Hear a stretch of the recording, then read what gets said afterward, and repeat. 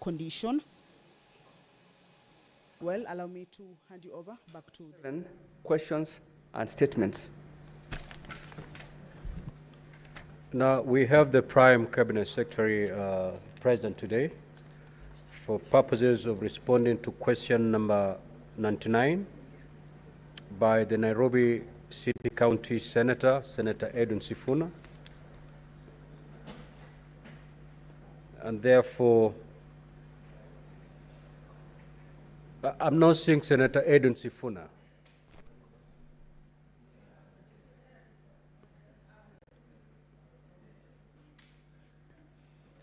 Clerk, can you proceed to usher in the Prime Cabinet Secretary?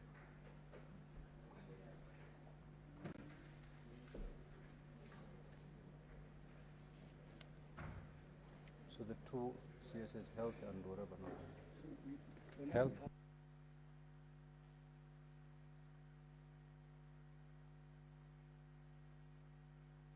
Now, we had anticipated, or we expected today to have three CSs, that is the Prime Cabinet Secretary, the ESC CS, and the CS in charge of health matters. However, we have since received two letters, one from the CS in charge of ESC, indicating that she is not in a position to attend this session today for purposes of responding to the questions directed to her ministry, and also the CS in charge of health. She's also indicated that she's not in a position to attend today's session for purposes of responding to the questions directed to her ministry. And therefore, we only have the Prime Cabinet Secretary present today for purposes of responding to the question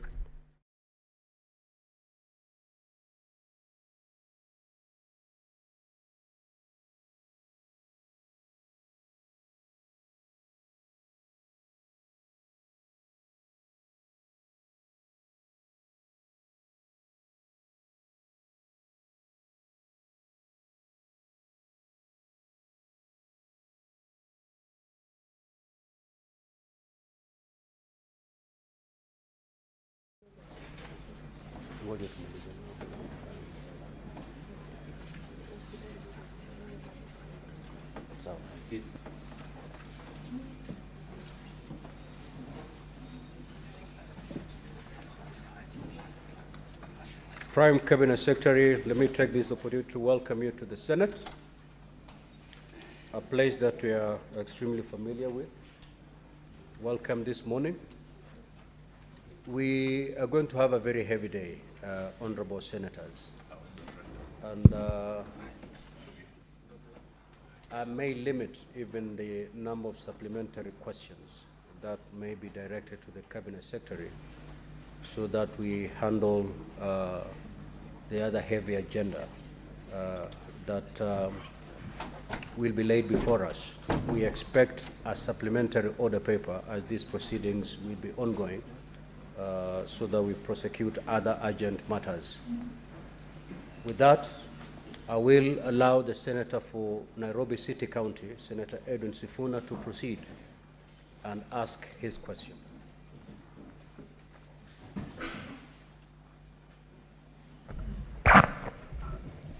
Thank you, Honorable Speaker. As you're aware, over the period of 16th to 31st of August of this year, I had opportunity to visit the US with your kind support, Honorable Speaker.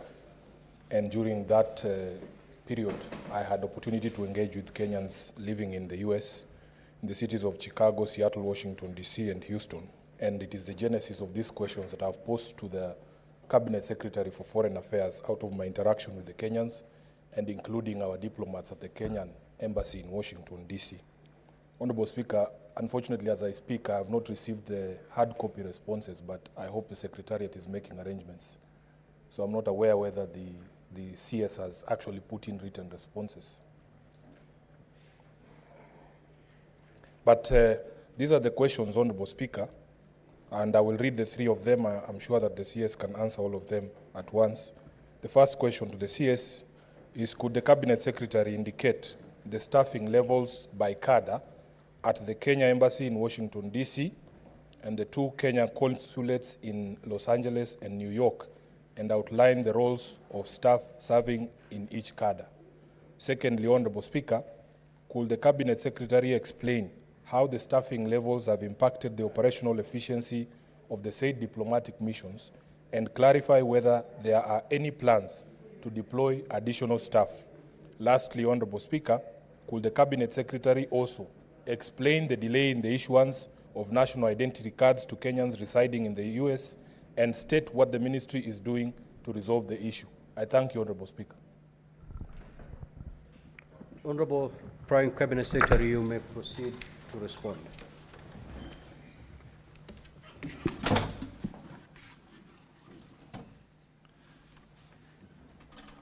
Thank you, Mr. Speaker. Mr. Speaker, first I would like to state that the hard copy has been released. Maybe it's just a delay to get to you, but it had been signed. On the first aspect of his question, to indicate the staffing levels by cadre at the Kenyan Embassy in Washington, D.C., the two consulates in Los Angeles and New York, and then outline the staff, the role of the staff. I wish to say that in the hard copy, in the response I've given, I've tabled the details of the home-based staff, indicating the authorized, the in-post, and the variants. I've done the same also for the other agencies. That is the Defense Attaché, the Education Attaché, Foreign Relations Officer, Trade Attaché, and Immigration. So in total, there's an indication, we indicate that the authorized is 17, but we have a deficit, and the authorized, the in-post is 14. So there's a variance of 3. I've also indicated in the permanent UN mission, I've also indicated that there is an immigration officer attached there to handle the consulate services. Mr. Speaker, sir, I have also attached the details of the Los Angeles, again on the same principle, the authorized, the in-post, and where there's any variance. Clearly, on the LA, both the authorized and in-post tally, that is a total of 7 as it stands now. I have also tabulated the responsibilities of all these officers. Mr. Speaker, it's a long list, so perhaps it may be necessary for the Honorable Senator to perhaps seek any clarification on 1 or 2 issues after he looks at that. The second aspect is about the efficiency. Explain how the staffing levels have impacted the operational efficiency of the said diplomatic missions, and clarify whether there are any plans to deploy additional staff. Mr. Speaker, definitely staffing levels have a direct influence on operational efficiency by affecting workload distribution, response times, and the overall capacity to manage diplomatic tasks. Therefore, low staffing levels may occasion service deliveries such as delays in processing visas when we are doing the full angle of visas, but we still do it on a limited basis because, as you know, we are also a visa-free country now, but there are still some areas that require visa processing. We have aspects of managing communication and executing policy initiatives. So definitely, it is absolutely essential that proper staffing levels are in situ to avoid delays. The third aspect that I will touch to is the issue of the delay in the issuance of national identity cards to Kenyans residing in the United States of America, and what the ministry is doing to resolve this issue. Mr. Speaker, I would like to point out that the Ministry of Foreign and Diaspora Affairs serves as a facilitator coordinating the issuance of ID cards through the immigration attaches in missions abroad. In this case, identity cards are processed at our embassy in Washington, D.C., which is also in charge of the consulate in New York that processes identity cards for Kenyans in the eastern side of the U.S., and the consulate in L.A. that serves Kenyans on the western side.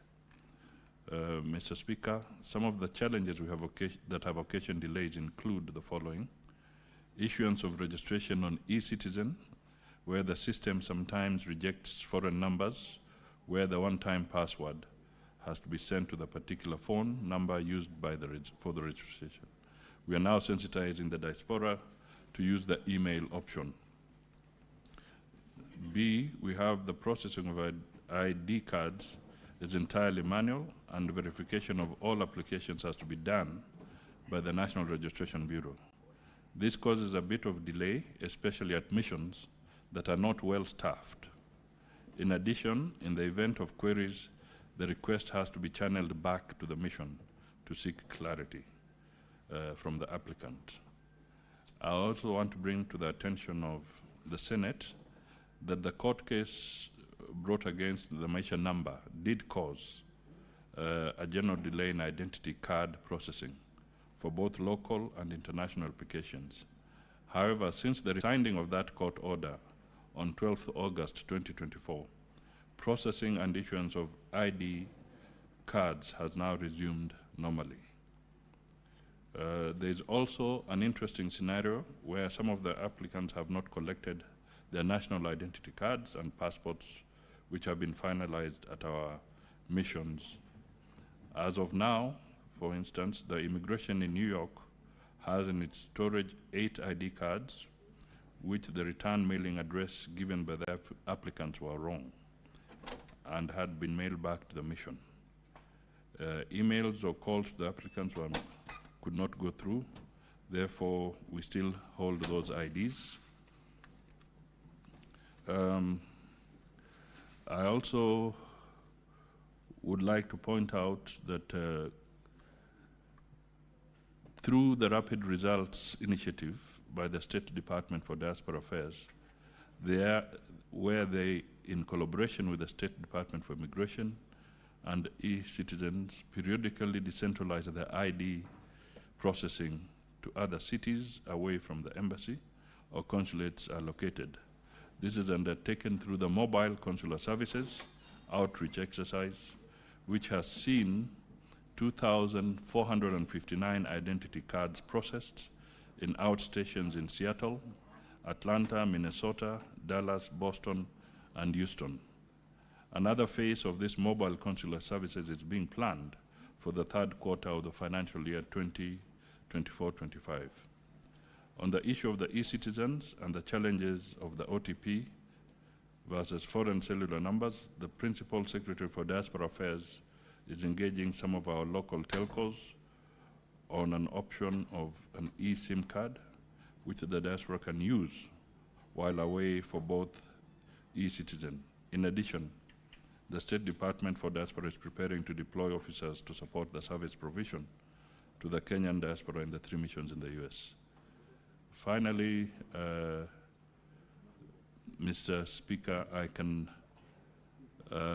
say that the requirement is tabulated, so it may require further examination. And I just want to assure the House that either now or later, I or my PS, Dr. Singoi, would be happy to offer any written clarification beyond this. Yes, Senator Edwin Sifuna, you may ask 2 supplementary questions. Yeah, Honorable Speaker, before I even go to the supplementary questions, I'm wholly disappointed by the quality of the response.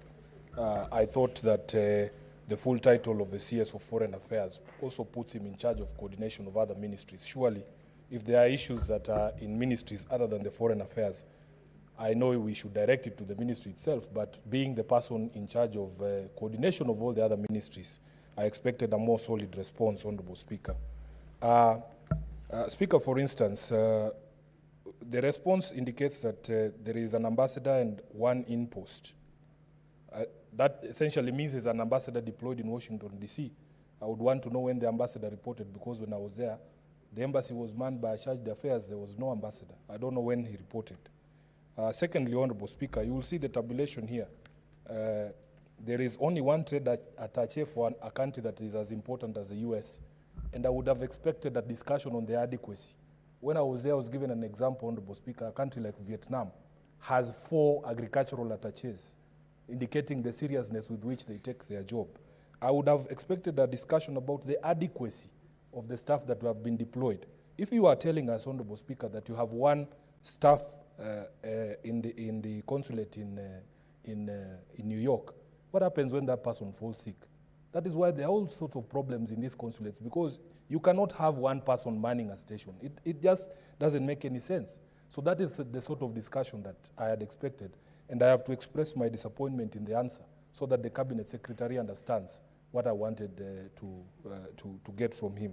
But in terms of follow-up questions, Honorable Speaker, first of all, the women in the US, Honorable CS, asked me to ask you specifically why it is that since 1963, with the first Kenyan ambassador, Brudi Nabwera, up to today, you have never seconded a woman as the ambassador of Kenya to the US.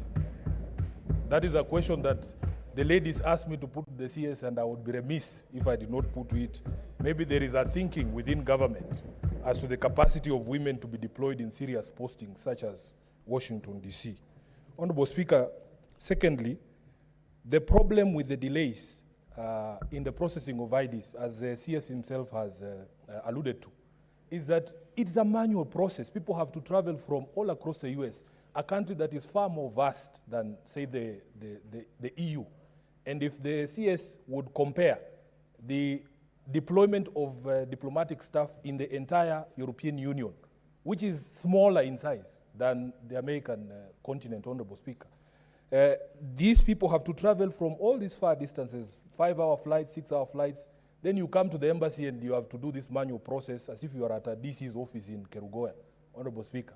And then they are put in a diplomatic bag, they are sent here. There is no special office for processing of diaspora applications for IDs. They are just lumped together with other applications from, say, Kilifi, Bungoma, and Nairobi. And yet there is an office that was created, I think it is a department, on diaspora affairs. Can the CS shed light on the responsibilities of this office and what these people do in the diaspora office, if not just concentrate on these applications, and what they are doing to automate the process of processing of identification cards? Because, Honorable Speaker, the feedback was that because we have automated the application process and the processing of passports are faster than IDs that are still manual. So what is the plan, Honorable CS, for you to address these challenges to ensure that people get these documents, critical documents, in good time? I thank you, Honorable Speaker. Honorable Prime Cabinet Secretary, you may proceed to respond, please. Thank you, Mr. Speaker. There are quite a number of issues that are valid in the concerns that the Senator does raise. The first thing that I need to point out is that there's no discrimination against women in the Ministry of Foreign Affairs. And in fact, as we speak today, I can give you an example that in the UK, the High Commissioner is a lady. I would also want to point out that the ambassador for Kenya in Washington reported 2 weeks ago. So he's in station. And this comes, there's a cycle. ambassadors and officers in missions have a cycle, a tour of duty of about 4 years. And in the process, the issue of their term expiring, it is staggered, it's not all at the same time. So this would have been a situation where you are visiting when the outgoing was also just preparing to come back or had just left, and that is Ambassador Amayo. So sometimes you are caught up in these cycles between transition, and I would say that that is the reason why maybe you did not meet the ambassador, but there's an ambassador as we speak today. I have indicated that the consular services through the diaspora affairs did yield about 2,500 IDs in different towns, and therefore we'll continue in the efforts to make sure that we reach out. Automation and technology are things we are pursuing within the context of the Ministry of Foreign Affairs, in linkage, in liaison even with the immigration, so that we can improve the services. So there are these delays that we hope to navigate through going forward. Finally, Mr. Speaker, it would be a big omission if I did not inform the Senate that one of the challenges that we have faced and we continue to face is actually the resource allocation.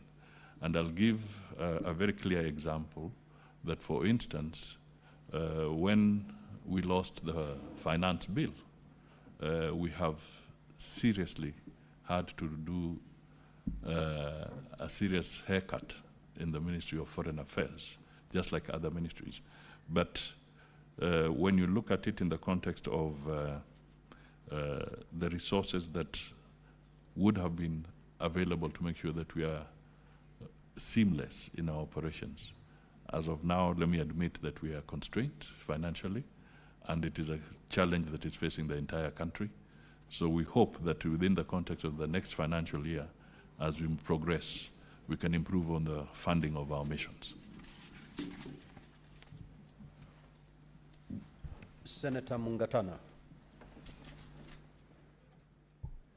Asante sana Bwana Spika kwa kunipa nafasi hii. Namkaribisha waziri wetu mkuu kwa bunge letu la Senate. Na swali langu Bwana Spika linahusika pale kuhusu ni wangapi ambao wanafanya kazi katika ubalozi wa Amerika. Bwana Spika, kitambo kidogo nilifanya kazi katika wizara ya nchi za kigeni. Na kulikuwa shida pale kwa sababu watu wengi huwa wanataka kutoka Kenya waende kufanya kazi nchi za nje. Sasa swali ambalo nilikuwa nataka kufuatilia, ubalozi wa Amerika umeahidi kwamba pesa zikipatikana waziri utatuongezea wafanyikazi pale. Sisi tunataka kujua katika ile kuzigawa zile nafasi, ni wangapi wanatoka Tana River, ni wangapi wanatoka sehemu ya kaunti hii, kaunti hii, kaunti ile. Kwa sababu gani? Tunataka usawa. Hatutaki wizara iwe na shida ya kwamba pande moja, pande mbili, pande tatu ndio ziko katika wizara. Sasa mimi nauliza, katika wizara na ubalozi wa Amerika ni watu wangapi wanatoka Tana River, kaunti yetu? Na kama hawako hapo, nauliza katika ile breakdown ya wale ambao wanafanya kazi pale, kuna usawa? Na kama hakuna, waziri una mipango gani ya kuhakikisha kwamba katika ubalozi wa Amerika na balozi zingine kuna usawa kwa wale watu ambao wanaenda kufanya kazi za nje? Asante Bwana Spika. Senator Catherine Muma. Prime Cabinet Secretary, you may note down the questions and then you can respond to them at a group. Thank you, Honorable Speaker, and welcome to the Senate, the Prime Cabinet Secretary. My question to you, Honorable Prime Cabinet Secretary is whether we have a national policy guiding the ratio of appointment of ambassadors between politically appointed ambassadors and career diplomatic ambassadors. Honorable Prime Cabinet Secretary, my question is premised on the fact that international diplomatic relations is a very serious issue, and when we see appointments, sometimes we see more politically appointed ambassadors than career diplomats. So we would want to know whether we have a policy that guides on the ratio. Thank you. Senator Okenyuri.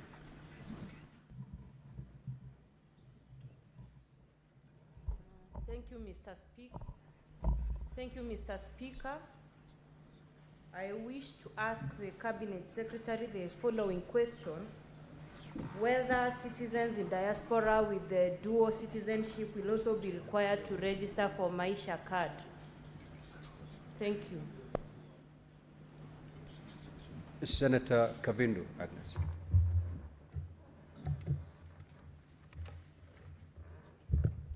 Thank you, Mr. Speaker.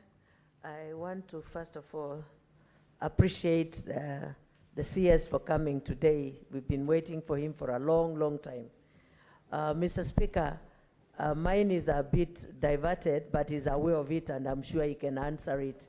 It's about how far he has gone with the issue of the conversation of the Kenyan victims, as in getting the amendment from the US Congress.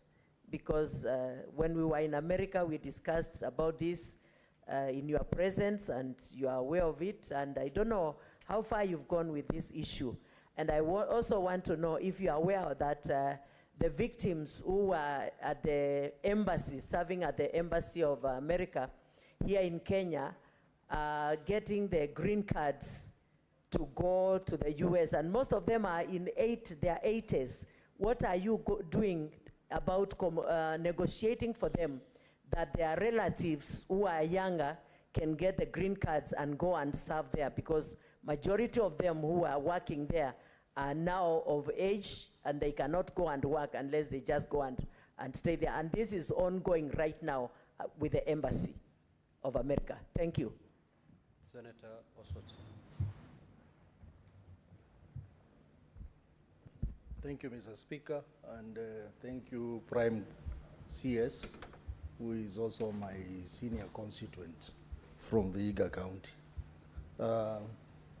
Speaker, I would like to find out from the Prime CS, I can see from the response, there is a disparity in numbers between New York and Los Angeles. Ordinarily, we would expect that New York, being the leading economic hub of the US, will have more focus around it. We can see in New York we have 1 staff, and Los Angeles we have 7. So what informs this disparity? Number 2, I am shocked with the low staffing levels in the embassies in the US, which means probably in other countries is even worse, Mr. Speaker. And we know that the trend globally is focused around economic diplomacy. So can the Prime CS tell us what plans he has to upscale economic diplomacy through these various embassies and consulates? Thank you, Mr. Speaker. Senator Veronica. Honorable Speaker, and welcome once again, Prime Cabinet Secretary. Commendably, the IEBC rolled out the voting rights for the diaspora, and the diaspora remittances are some of the highest exchange earners for our country, so hence the need for them to continue exercising their right to the presidential vote, to determine the presidential vote.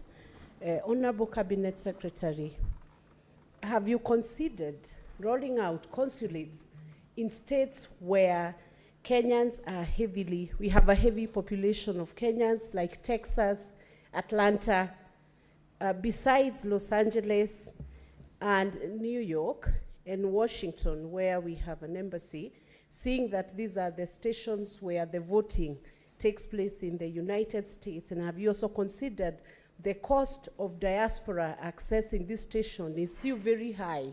They would have to spend close to $1,000 to access a voting station when it's time for them to vote. What are you doing to mitigate that effect and reduction of cost and access to the stations where they need to vote every cycle of 5 years?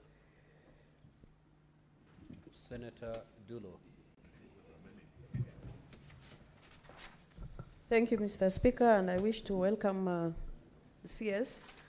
Mr. Speaker, I want to ask a question on office accommodation in various missions and commissions. I mean missions and embassies. Mr. Speaker, I sit in Committee of National Security and Foreign Relations of this House. CS, we have tried to get in touch so that we can discuss matters affecting our particular committee, but we are unable to get you, and I don't want to prosecute that here. But I remember 2015, there was a motion passed on the floor of this House regarding office accommodation by then Senator Fonyeri, Senator Mutahi Kagwe. Mr. Speaker, our last visit to UAE, the embassies were actually complaining about the value of Kenya shilling that has gone down, which has doubled actually the rent that they are paying within those missions and embassies. I remember in that particular motion, the senator was requesting that the money you are paying for those rents should be actually used in form of a loan to pay for those properties the government is actually occupying. Mr. Speaker, I've been to Switzerland, Geneva. The kind of office that you have there, it's really very beautiful, and we really get very encouraged when we visit those offices. If you look at New York, Mr. Speaker, we are renting a property as Kenyan government when Uganda has a very huge building in New York City. Really, it's so embarrassing. And I want to know what the ministry is doing as far as this office accommodation is concerned. I thank you. Prime CS, you may now proceed to respond. Thank you, Mr. Speaker. There are several critical issues that have been raised, so I'll respond to them, not in any specific order, but just as I was taking the notes. Now, the first issue is to do with the tribal or ethnic balance that was raised. I want to state very clearly that it is our intention, and we are very deliberate, that we need our missions always to reflect the face of Kenya, the diversity of Kenya, and therefore we will work to achieve this in all our missions. I may not have everything in terms of the community that one comes from, but I took note of what Mongatana was saying, and it's a very pertinent point, that in the deployment of officers, it is important that all parts of Kenya are represented. And I would want to believe that I'll be better prepared to respond to this particular question, even as a separate item. The second point I'd like to point out on this particular issue is that the question that arises about the ratio of the career diplomats and the incoming or other appointees that are infused from other sectors, whether private sector or the political realm that come into the diplomatic space. And that again is a valid question. And Mr. Speaker, I want to perhaps announce to the House today that we are in the process of formulating a sessional paper which will be discussed by Parliament. And one of the critical issues that we'll be putting across in this sessional paper is for us to have a conversation as a country through our leadership as legislators so that we can establish a reasonable ratio so that we can have career progression for the diplomats who are in office or working in the Ministry of Foreign Affairs. But at the same time, we can also work closely to bring in some infusion from outside, because it's always good to have this injection of ideas and approaches from the outside world. We should not necessarily be incestuous permanently in this context. We should be able to infuse with other people. So this is going to be a very critical issue in that conversation. And I will be appealing to members to give it very good thought when the sessional paper is availed for this conversation.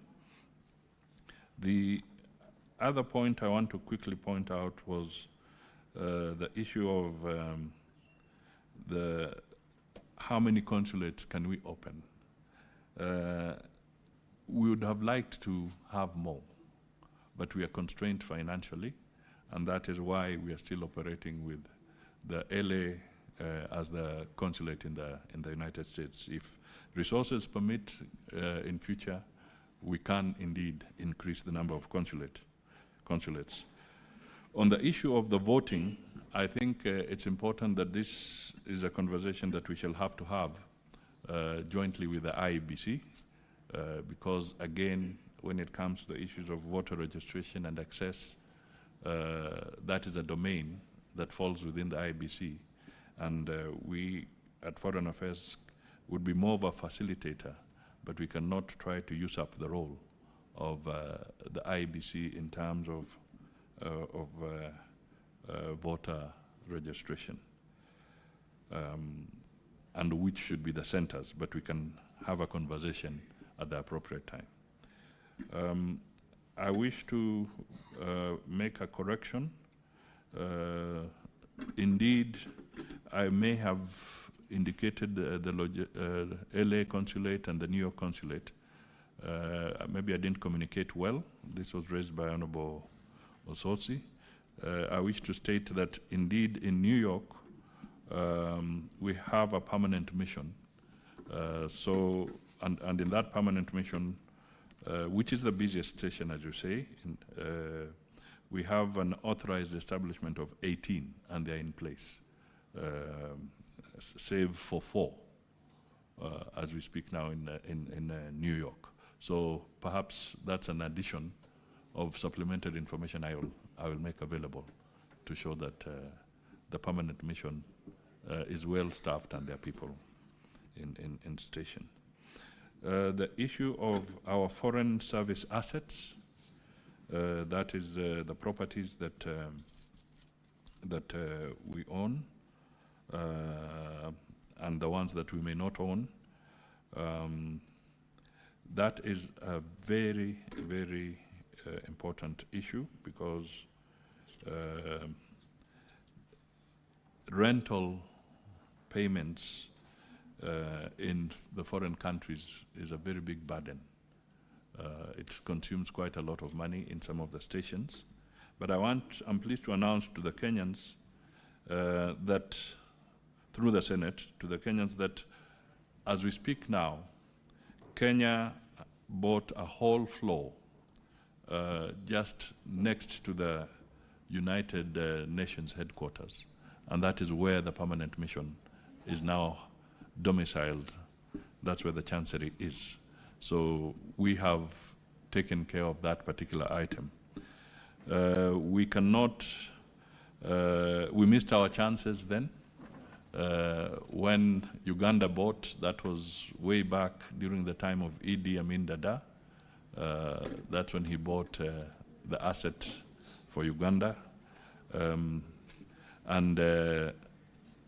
We cannot say that we can afford to have the resources to buy a new building or a building today in New York, but we have money to secure a whole floor which is now occupied by the mission.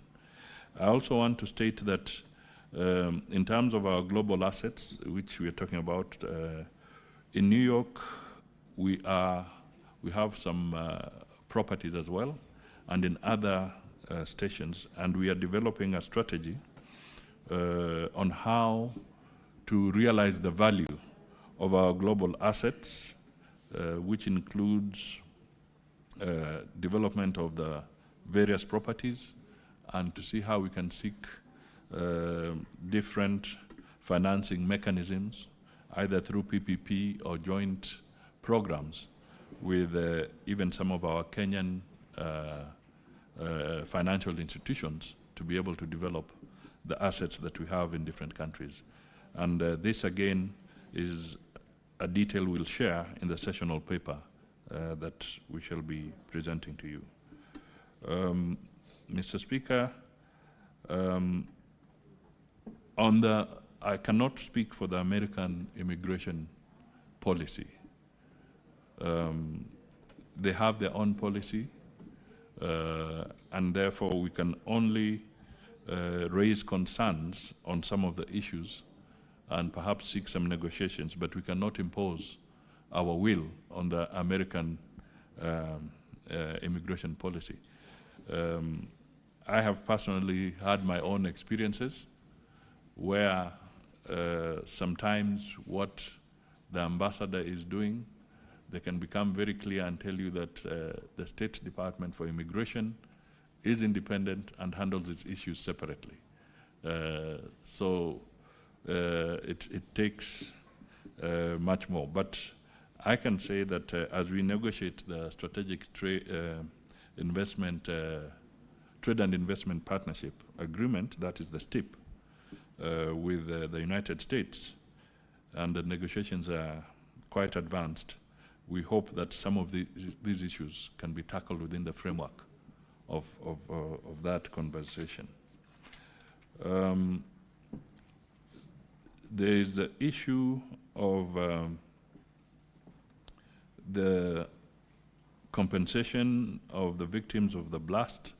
We are pursuing that matter following the resolution of the House on that, so that we can engage formally with the Parliament or the Congress in the US. This is now underway following the resolution that was passed by our members of the legislature. And at an appropriate time, we will be able to report progress systematically, because it's a process that has to engage with your counterparts on the other side. There is one thing that I want to state, that indeed economic diplomacy is very critical to us. The United States is perhaps now our largest market when it comes to the export of apparel. We are close to, I think we are the largest exporter to them, and the market continues to grow. So we take our relationship with the United States very, very seriously in this context as a key and fundamental trading partner. And that is why you will find that during the recent state visit by the President, certain key issues were undertaken of enhancing the trade and partnership between us and the United States. As I've said, we are also negotiating the strategic trade and investment partnership agreement, and there are other programs that the Kenya government is working very, very closely with the United States, which have a major bearing on the economies of both countries, but more so on the Kenyan economy. Mr. Speaker, there's one issue that I may need to get a little more clarification, but that was the issue of the dual citizenship and the Maisha card. If the Speaker allows, we can do a little more research on this specific item and communicate to the House. Thank you, Mr. Speaker. Yes, Senator Muma. My question on policy, the policy on the ratio between diplomats, politically appointed diplomats and career diplomats. I did respond to it. I said that we may not have a firm figure, but for instance, I could give you what I think. For instance, a proportion of about 70% for the career diplomats and 30% for the infusion would be a fairly decent arrangement. But as I said, we are giving a more thought out process that will appear in the sessional paper, which we shall bring to Parliament for discussion. Thank you. Senator, yes, Senator Mudama. Yes. Your question has not been responded to adequately. It has been responded, but Mr. Speaker, I just want to ask the CS if he can listen to me. Mr. CS, if you can listen. Mr. Speaker, I just wanted to request him. Senator Kavindu, you know, understanding order. He was talking and you are not seeing, Mr. Speaker. Senator Kavindu, just have your seat. Please take your seat. Please. Did what I was. Just take your seat. You see, understanding orders, and more particularly Standing Order 51(7)C, 51(C)(7)C, states that the senator who has the primary question has a chance to ask 2 supplementary questions. Any other senator can only ask 1 supplementary question, which we do not have the provisions on standing order. All right, proceed. If you need clarification, that's quite okay. Thank you, Mr. Speaker. I just wanted to tell Mr. CS that, Honorable CS, that these people have been waiting for their compensation for the last 26 good years. Many of them are dying. So as much as we are in good relationship with the Americans and we don't want to offend them, but let's follow up for the compensation of our people, please. They are dying in poverty. They are perishing in poverty. And even as a country, as Kenyans, we've not been able to assist them with anything, even medical assistance. Thank you. Senator Jeriot. Mr. Speaker, I want to thank the Prime CS for finding time to respond to these questions. And it's not just in this House. I must appreciate him for his diligence, even outside this House, how he responds to issues raised by Kenyans. Mr. Speaker, my question is to piggyback on what Senator Sifuna had initially asked. Availability of government services, actually, to our citizens in the diaspora. I know, Mr. Speaker, that through eCitizen, Kenyans are now able to access thousands of government services online, and they're able to pay for the same and quickly receive solutions to their problems. The challenge with our diaspora citizens is that these services are either not available or a help desk to help them maybe respond to the issues such as what Senator Sifuna was speaking about, ID applications, renewal of passports, and the same.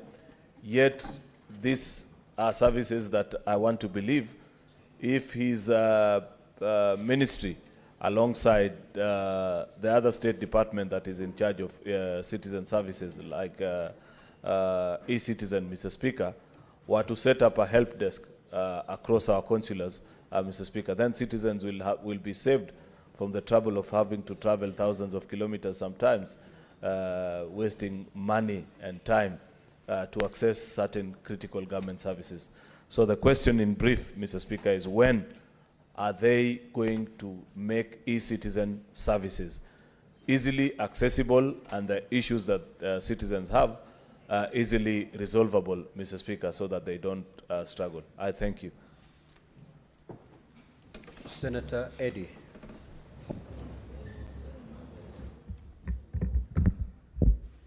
Thank you, Mr. Speaker, and I want to thank the CS, the Prime CS for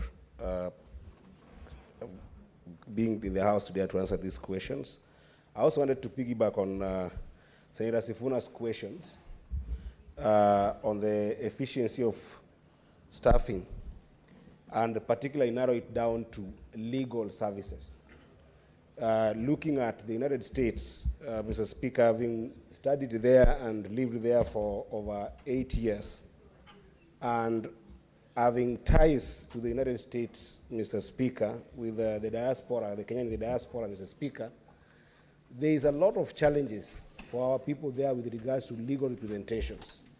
Mr. Speaker, as you know, in the United States as well as other countries where our people are found, there are a number of people who get arrested, whether genuinely or for reasons otherwise. And after those arrests, some of them end up being incarcerated to the extent that their families cannot be able to access them. They don't have legal services. Mr. Speaker, a case in example is a former prominent presidential candidate, Mohamed Abdu Badida, who was incarcerated, and for months, almost 2 years, even our government did not know that he was under bars. He was behind bars, Mr. Speaker. And I just wonder whether there is proper legal services across the 52 states, because I know that in DC is where we have got 1 or 2 legal representations, but what is the ministry doing to make sure that our people in the United States have got representation across the United States? And is this also extended as services to other countries where we are seeing problems like war in Lebanon, where legal representation is a problem, as well as evacuation of our people in Lebanon? Thank you, Mr. Speaker. Senator Miraj. Thank you, Mr. Speaker. My question to the CS is concerning our sisters who are on the run in Saudi Arabia, whom, after following up with your ministry, I was updated that the Department for Diaspora had conducted some DNA tests because the sisters of ours had kids in the foreign country. And there's been a problem of them being deported with their kids back to Kenya. So my question is, for how long are our sisters to wait for this? Because they are not able to access the rescue centers in Saudi.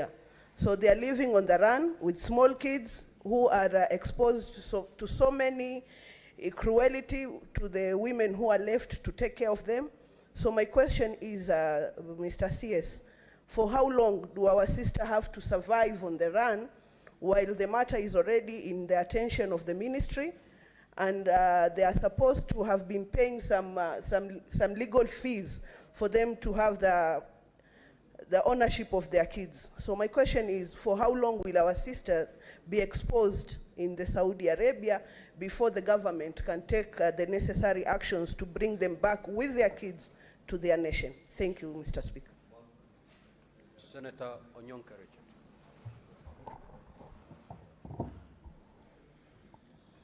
Thank you, Mr. Speaker.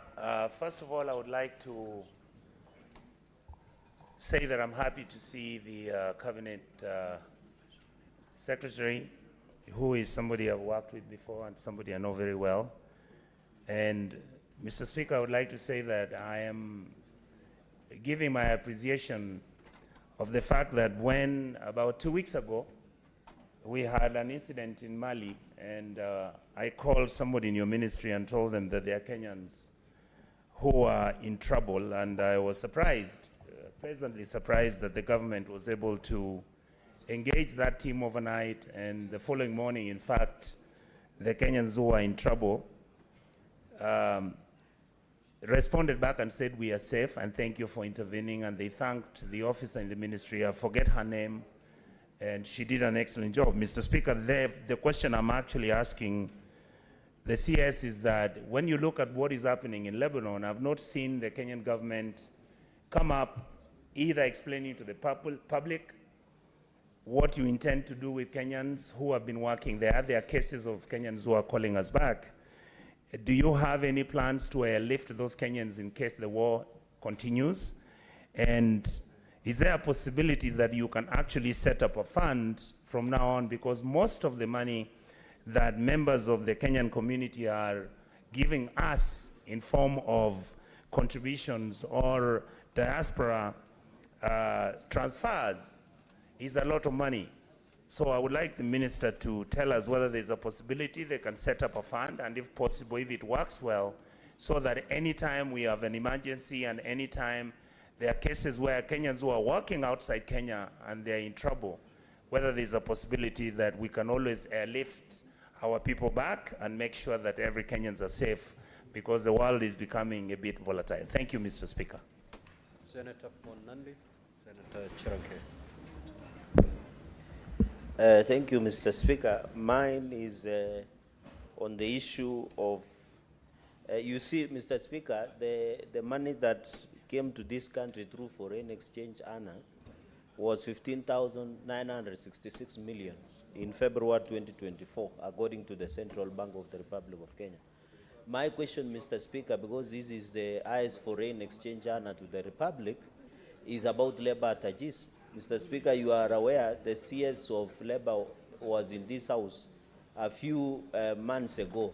My concern is what is the Ministry of Foreign Affairs and through the Prime Cabinet Secretary on the issue of labor attaches to ensure our young men and women, because the President has just signed what we call labor, there was the labor migration bill, and the President has signed for more people or young people to be taken.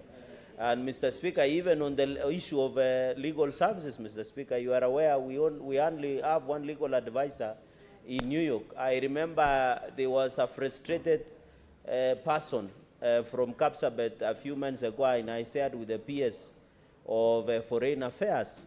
My concern, Mr. Speaker, what is the role of the Department of Diaspora Affairs in terms of handling such matters? Because I remember when I shared with the PS of Foreign Affairs, Mr. Speaker, the intervention took long.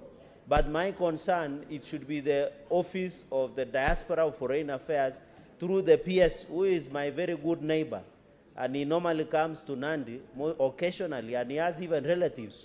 What can he do, Mr. Speaker, on these two matters that I've raised? I thank you, Mr. Speaker. Senator Olekina.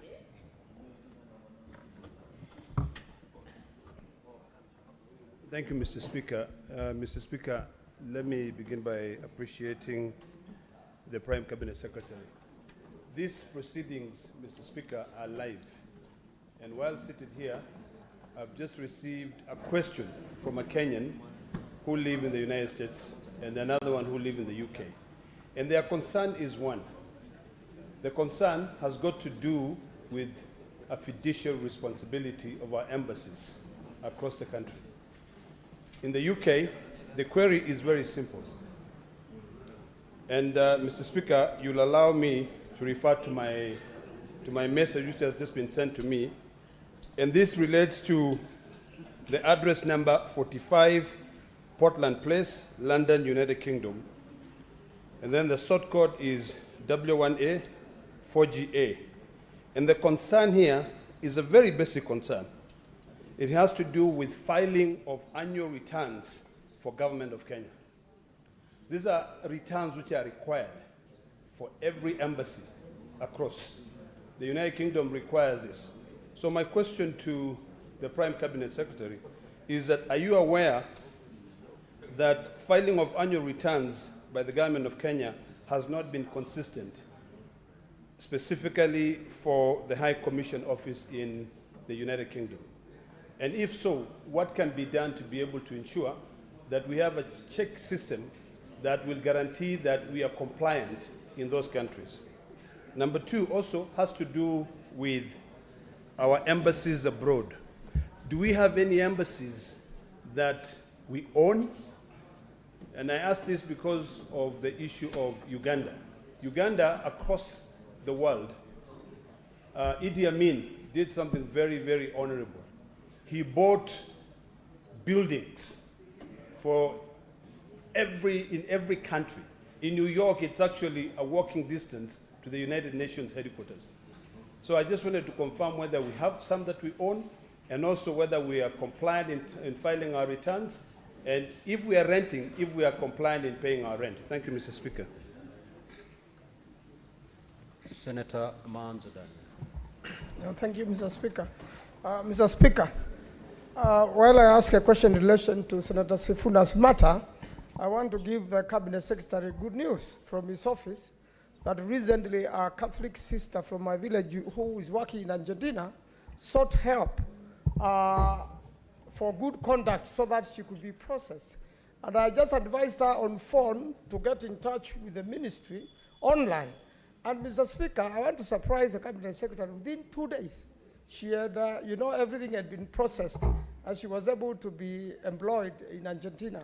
And that shows that somebody somewhere, and this was the legal department, is doing something good in your ministry. But at the same time, Mr. Speaker, is there a policy in the event a Kenyan dies abroad? A lot of times, and especially those countries which do not keep bodies for long, especially countries which do cremation, and especially Islamic countries where funeral is conducted in a day. When a Kenyan passes away abroad, it becomes such a challenge, Mr. Speaker, so that by the time you get the body home, it has almost become the responsibility of member of parliament or senator. Is there a policy, and so that there is a desk where Kenyans can report, and because of our culture, our own people who are deceased could be taken care of with urgency, and the families could be settled during bereavement? I thank you, Mr. Speaker. Prime CS, you may now proceed to respond. Thank you, Mr. Speaker. I must say that as we talk, there are what you might call emerging issues as well in this conversation. But let me start by saying that I think, and I believe what Honorable Senator Cheriot had in mind was to develop a Huduma Center approach to providing services for Kenyans in the diaspora in different capitals. And I think there's merit in this, and I can state that indeed, as we work with other departments, it's something that we are trying to enhance, especially around our consular services, so that there's a one-stop center for the services that Kenyans require. I wish to respond to some of the other issues in the following manner. The question of legal services, it is important, but I want to also just mention to the Kenyans that we are talking of almost 3.5 million Kenyans out there in different parts of the globe. Of course, the United States has the highest population, but in all the countries, we are talking of almost 3 million plus Kenyans who are in the diaspora. And the best we can do is that as much as we can have legal advisory services, sometimes within the embassies, depending on the resources available, we would strongly advocate that going forward, perhaps we can improve on this in terms of whether we have sufficient resources to back this particular service. But you will appreciate also that sometimes we have cases where Kenyans are in distress, and some can signal the embassy and say they are in distress. There are others who do not speak at all when they are in distress, so you sometimes stumble on information, but maybe it was not volunteered by the person in question. And this is the example of the Dida case. We were reading about it. When he left, when he went, obviously it was his personal decision. But the communication as to his whereabouts or what he was doing, he was silent on this. So it becomes very difficult to be able to keep track on some of these. But our missions have intervened in various circumstances to try and guide Kenyans in distress and help them to access legal services in different areas. But please remember,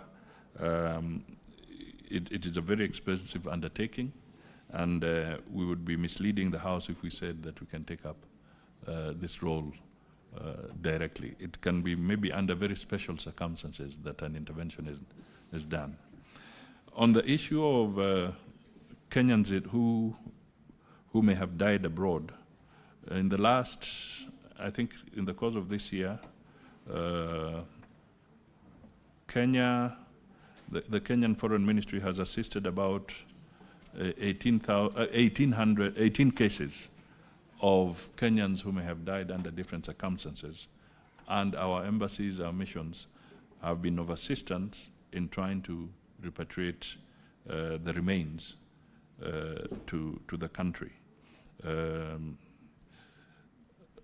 And again, as I say, this is when the distress and the circumstances are on a case-by-case basis that you analyze and see what the circumstances are.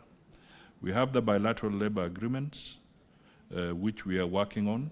We have negotiated some, like with Germany, with Austria. These are now concluded. There are others that are in the pipeline. For instance, the Saudi government, we are working on how to improve our engagement when it comes to the labor movement. Recently, for instance, the Qatar Minister for Labor was here, and this was a conversation on how we can advance the conversation between Kenya and Qatar. So we'll continue streamlining the bilateral labor agreements so that any issue of immigration or migrant workers is in conformity with the international law. It also conforms to matters of human rights. And through these bilateral agreements, we want to try and secure the dignity of Kenyans in the various places that they prefer to work in. On the issue of Lebanon, I just want to state that, one, we have about 26,000 Kenyans in Lebanon, and obviously evacuating 26,000 is a very massive undertaking. But as a measure, the Ministry of Foreign Affairs, through our embassy in Kuwait, was sending out messages so that those who are in distress can register. Even before the war escalated, this was ongoing. And I think we had received almost about 1,500 or so who had registered with the embassy indicating that they may need support for evacuation. The others were quiet. And believe you me, Kenyans, senators, we also had a situation where the Kenyans there, out of their own volition, say they don't want to move. They want to hold out until the situation cools down. So we have that dilemma as well of Kenyans who hope for the best and do not want to move. And you cannot force them because we have to handle this in a humanitarian way. But the government of Kenya has set aside 100 million, and there's a committee in the Foreign Affairs working with the security and other agencies to see how this 100 million can be utilized to assist in the evacuation of Kenyans who are in Lebanon at this point in time. I may need to seek further clarification from the Honorable Senator Olekena, because the issue of the returns, maybe I need guidance a little more on what are the specifics of these returns, because we are also under the diplomatic arrangements, so we may need to seek clarification, and then we can tackle